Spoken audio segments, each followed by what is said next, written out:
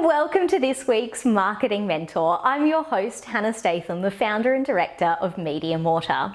In today's episode, I want to talk to you about what to do if you get a negative Google review.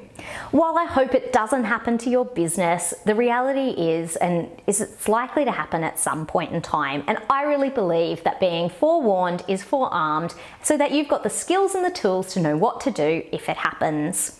So look, if it happens, the first thing to do is step away from the computer and calm down. I am the biggest hothead under the sun, and so I know in myself I am not to respond to anything while I'm angry. And if that takes, for me, it might be a day or two. I think that's a day or two that is really well spent. Other people who are much more calm might be able to respond after a quick little walk around the block after an hour or so, but it's important that you don't respond angry because it's very easy to do.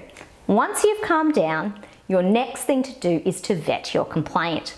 Now, we run a lot of social media accounts for people in the hospitality industry, and what I know for sure is that there is a heap of vexatious complaints or vexatious reviews that come through that we have to deal with. People who never came to the restaurant but yet had the worst experience ever. The restaurant may have not even been open that night, and yet they're getting a negative review.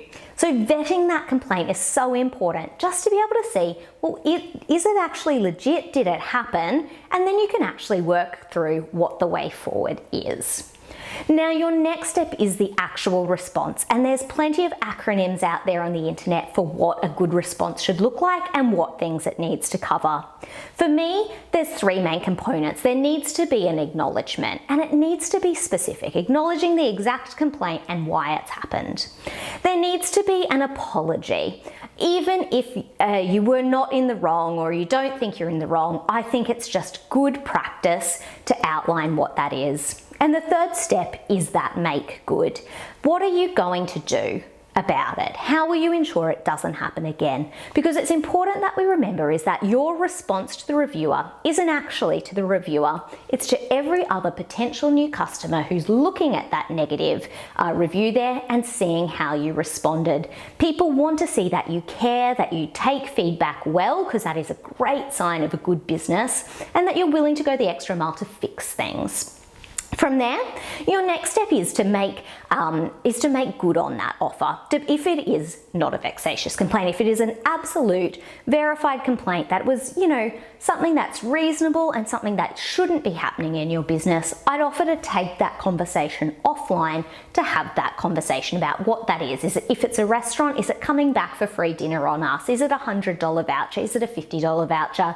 Is it another night's experience? Whatever that is, it's important that you have that conversation, I believe, offline, because we don't want to be giving people the idea that for every 1-star review you can get a free night's accommodation. It's not about that. It's about genuine complaints being dealt with a genuine response.